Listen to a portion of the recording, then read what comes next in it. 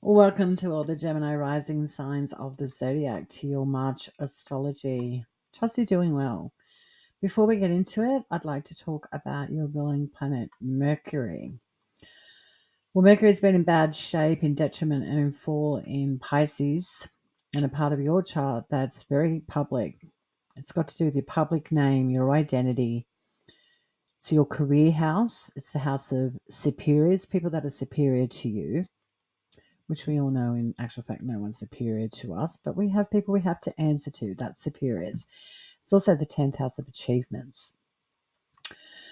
So, yeah, not so good with your ruling planet Mercury transiting in that 10th house, squaring your first house. And squares are a Mars aspect. So, I'm sure there's been a lot of action and tension, if you will, brought to your 10th house. And you could just have been toying with, is this my image? Do I want to project this? Is this my career path? This is what I want. What about superiors in my life? Do I really want to deal with them? Do I really have to go through the hard yards? Well, the answer is yes, because your ruling planet Mercury will retrograde back into Pisces at the end of the month. So you're not all said and done, if you will, until April, moving into May with this big change that's going on for you, Gemini rising in your 10th house. So keep that in your back pocket as like a little footnote. That's what's been going on with your ruling planet. And so the story's not ended there, if you will. And now let's get into the absolute madness of the month of March through the lens of astrology for you, Gemini rising signs. Okay, so the first thing that happens on the 1st of March is Venus goes into a retrograde, and she's retrograding in Aries until the 27th of March. And then from the 27th of March, she'll retrograde back into Pisces, your 10th house, into April. Okay, so all month Venus is retrograde. What does this mean for you, Gemini rising signs? Well, Venus is always about what she's attracted to, what she loves, what she wants to unite with. And when she's retrograde, she's second guessing herself. She's not so confident and she wants to get rid of something. She wants to eliminate something. So this is you observing, if you will, changing the guard regarding your dreams and your goals for your future, what you actually want in life. And we also see social groups change dynamics, friendships going through big fluctuations. So you may be hearing a lot of whining with this transit, to be fair, with Venus retrograde in Pisces. This also indicates that alliances that you've been trying to establish, like a firm hold with, they may start backtracking on you, and that can provide a lot of frustration when all of a sudden people that have agreed to connect with you and move forward with something, they start turning away from you. So it can be pretty frustrating, to be fair. Okay. On the 3rd of March, Mercury, your ruling planet, leaves that 10th house of Pisces and steps into the 11th house. This is when I think you're rolling your sleeves up and getting a job done and building those alliances, those strong friendships, those strong goals again. So you're really, it feels like you're scrambling to get financial support or the information that you need to get something really motoring for yourself when it comes to your career, superiors, and achieving something like a pinnacle in your professional life, or making some really big strides with your career. So from the 3rd to the 15th, your ruling planet Mercury will be direct. And then from the 15th of March, for the rest of the month, Mercury will be in a retrograde. So get cracking from the 3rd to the 15th when it comes to networking, getting down to brass tacks, so the logistics, the cost, and the social connections you need to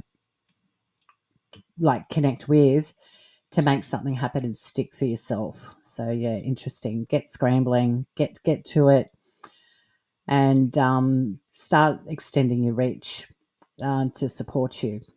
Is what I'm getting for you, Gemini risings, from the 3rd to the 15th, when your ruling planet Mercury is direct in Aries. On the 7th, Mars trines the Sun.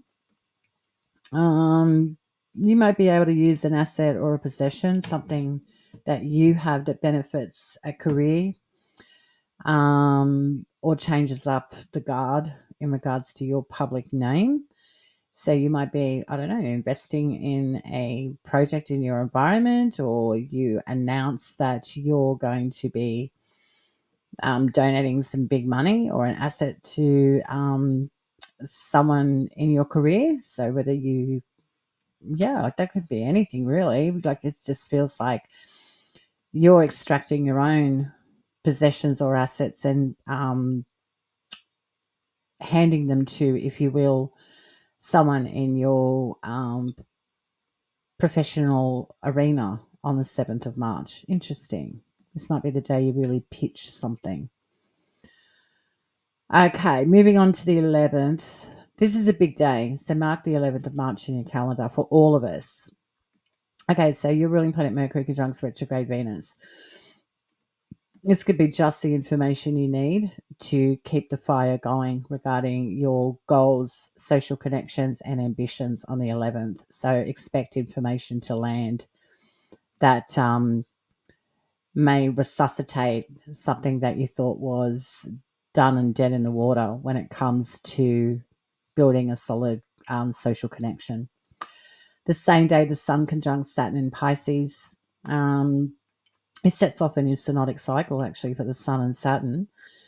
So when the Sun, on the same day of the 11th, the Sun conjuncting Saturn in your 10th house, this looks like cementing something really firm in your public life, your public identity, your professional arena, hitting a career, personal goal, like a big award or achievement, or a superior really connects with you and is ready to go forward with a long-term project with work.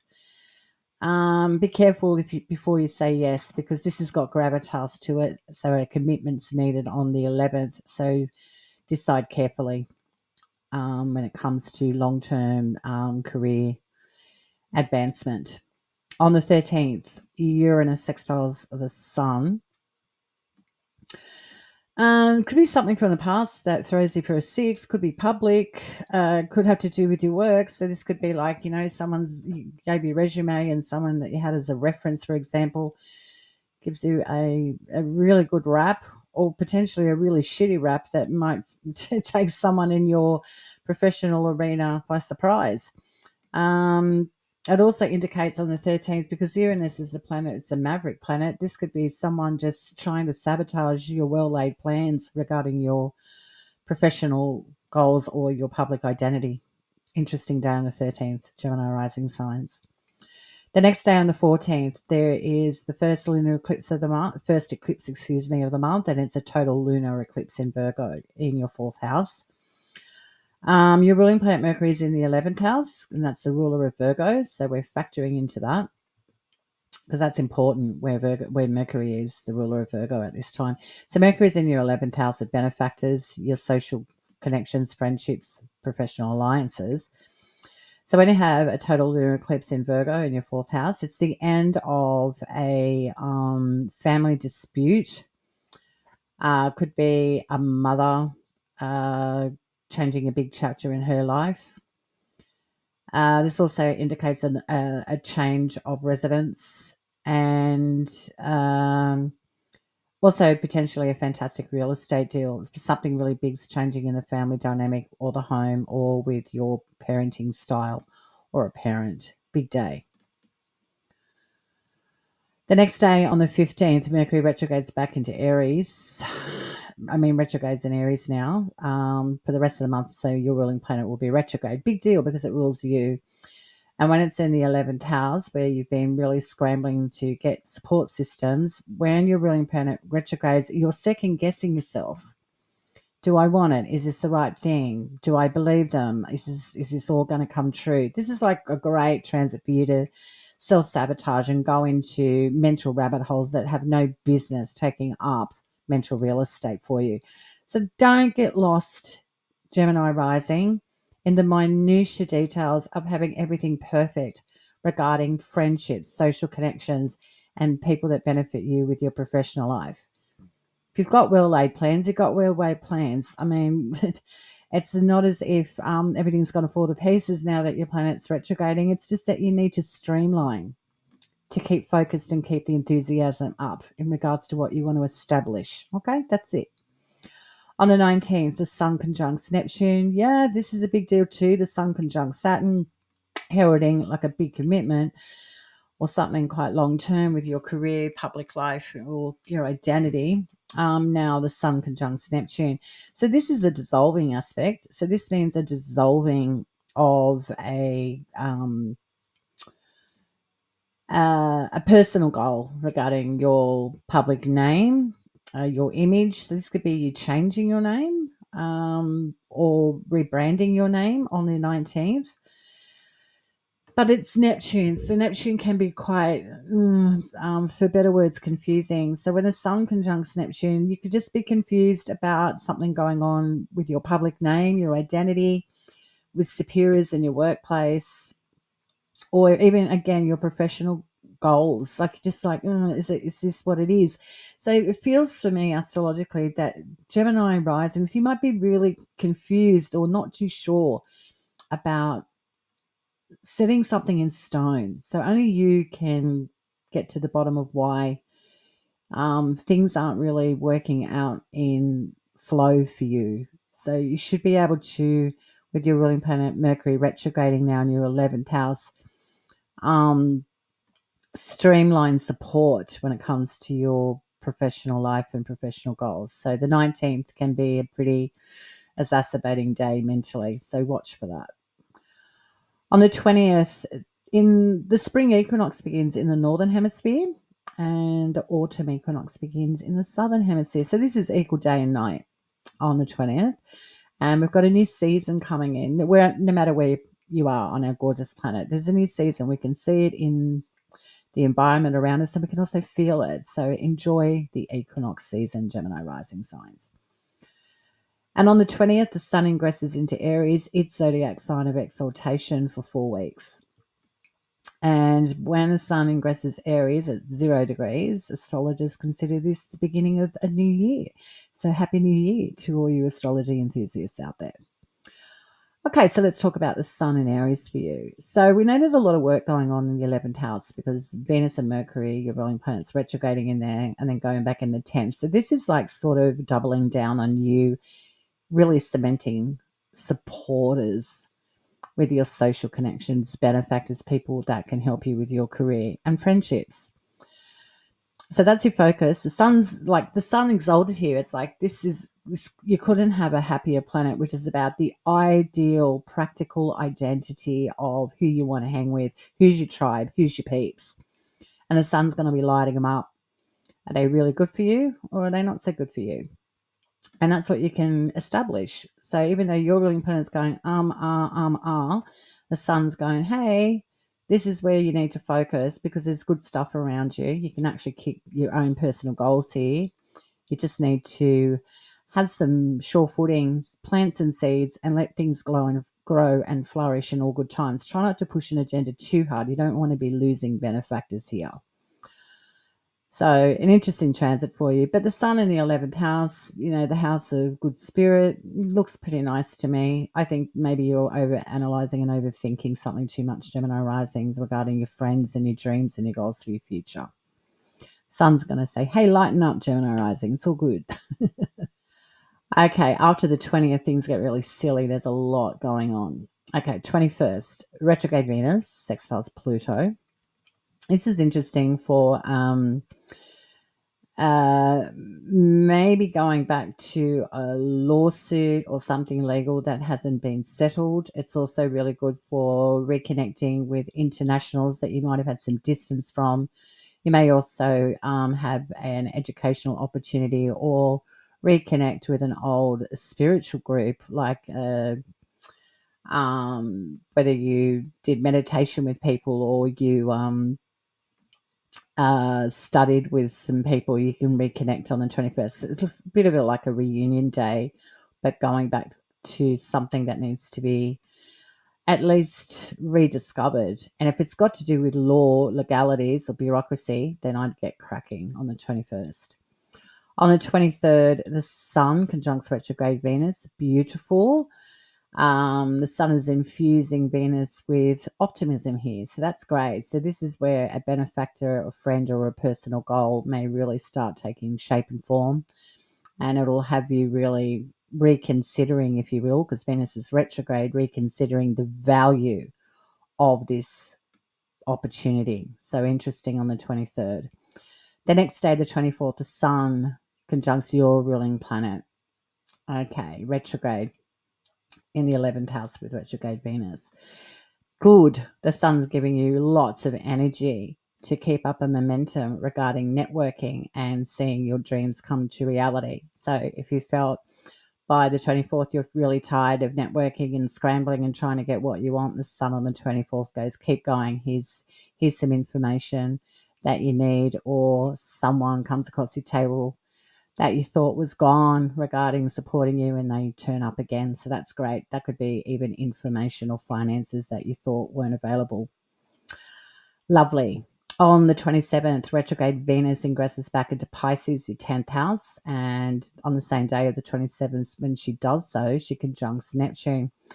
So when Venus is retrograding, reevaluating what she loves, what she doesn't, when she goes back into your 10th house, you're sort of putting something to bed here regarding a well-laid plan when it comes to your professional life, your identity, and how you want to be known in the public. So this could be like rebranding, is what I'm getting, or just letting go of something that you know is not working when it comes to your public life on the 27th. All right, we're getting to the end of the month now, and on the 29th, retrograde Mercury, your ruling planet, goes back into Pisces, joining retrograde Venus in your 10th house. So we know that Mercury's in fallen, in detriment in Pisces, in short, can be very confused and unfocused in what it wants in the 10th house. So from an astrological lens, Gemini rising, I think all the networking and structure you've been trying to establish with getting well laid plans in order. When your ruling planet gets back into the 10th house, it's going to become really obvious for you on what works and what doesn't moving forward, especially the financial components of your public life or your career. So if you're not happy with the money you're earning, it's time to tell the boss. If you're not really seeing rewards or success for all the hard work you've been putting in, then maybe it's time to call it a day. So you may be really putting yourself through it and going, am I in or am I out? But not making really firm decisions yet. You're in contemplation mode from the 29th of March moving into April. On the same day, the 29th, we have our second eclipse of the month, and this is a partial solar eclipse in Aries in your 11th house. So this is a fantastic day. Apart from your ruling planet going back into Pisces, being all confused and what do I want? The partial solar eclipse in Aries is great. So this heralds a brand new powerful beginning. It could be to do with fatherhood or a father parent. A parent such as a father could be having a really personal win here on this day that you hear good news about. This also is an identity and ego change as well, a solar eclipse in Aries. So a change of ego, a change of the guard regarding a friend, a benefactor, or a social professional connection. So this can be where you see results of all your scrambling and hard work come into line. Someone's sort of giving you the handshake, the sign on the dotted line, putting a ring on it saying, I'll commit to you. So really nice on the 29th with the partial solar eclipse in your 11th house of dreams. Really nice, Gemini rising. On the 30th, your ruling planet conjuncts Neptune. So, yep, this is you letting go of an old identity when it comes to your professional life or your name. The same day, Saturn sextiles Uranus. So you might be getting some news from a superior, or your work goals have a bit of a turnaround from the past again. Something that you thought was lost is not and recovered on the 30th. So that's quite nice. And the same day, the last thing that happens on the 30th is Neptune ingresses into Aries, your 11th house. So let's talk about this. Okay, so Neptune's been in Pisces, your 10th house, since 2011, giving you absolute hell, no doubt, because Neptune can be very fair weather, present and then not present, so really difficult.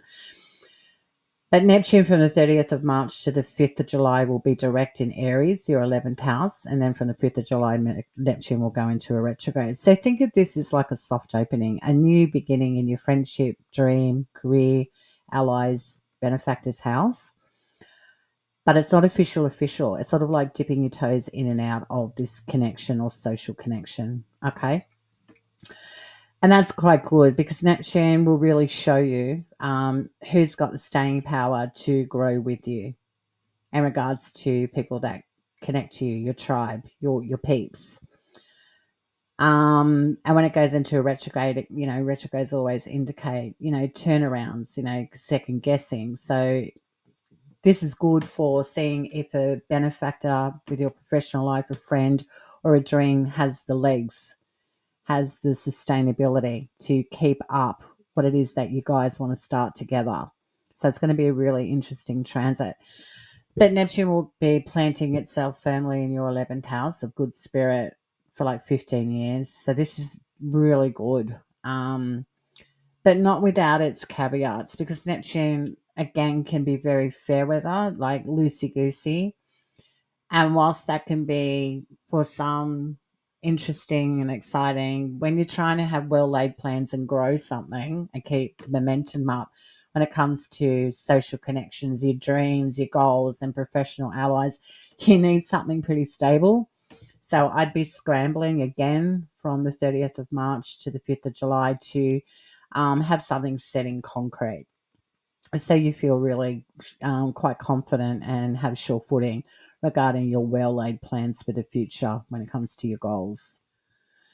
Okay, so that is your astrology for the month of March. Trust you have a great one, Gemini rising. Till next time, stay cosmic.